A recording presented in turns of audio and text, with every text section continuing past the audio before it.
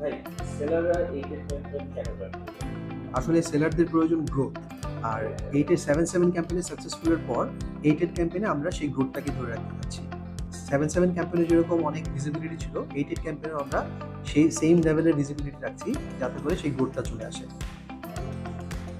সেলাররা কেন সার্চ করবে? আচ্ছা, আমাদের টোটাল প্ল্যাটফর্মে যেহেতু 85%-এরও বেশি কাস্টমার সার্চ করে কেনাকাটা করে, শুধু তাই না, 7-7 ক্যাম্পেইনে যে টোটাল সেল হয়েছে তার 40% যারা সার্চ চেক চালিয়েছে সেখান থেকে পেয়েছে। তো সার্চ চেক চালানোটা খুবই জরুরি স্যার। এই আটারের ট্র্যাকশন ইউজগুলো সেলাররা কেন? আর্ট-আর্টে যারা ট্র্যাকশন টুল দিবে তারা বেসিক্যালি মোস্ট ভিজিবিলিটি পাবে, এবং এই মোস্ট ভিজিবিলিটি শুধুমাত্র প্রোডাক্টেই না, পুরো স্টোরেই পাবে, যেটা বেসিক্যালি তাদেরকে টোটাল সেলস গ্রো করতে হেল্প করবে। তারা ফ্ল্যাক্সিবল কেন? ফ্ল্যাশার হচ্ছে এমন একটা জায়গা যেখান থেকে আমাদের কনভার্সনের পরিমাণটা অনেক হাই, যেখান থেকে কাস্টমাররা প্রচুর কেনাকাটা করে। নির্দিষ্ট সময়ের মধ্যে ওই প্রোডাক্টগুলো আপনার ম্যাক্সিমাম ভিজিবিলিটির আওতায় আনা হয়, যার কারণে আপনার সেলস বেড়ে যায়।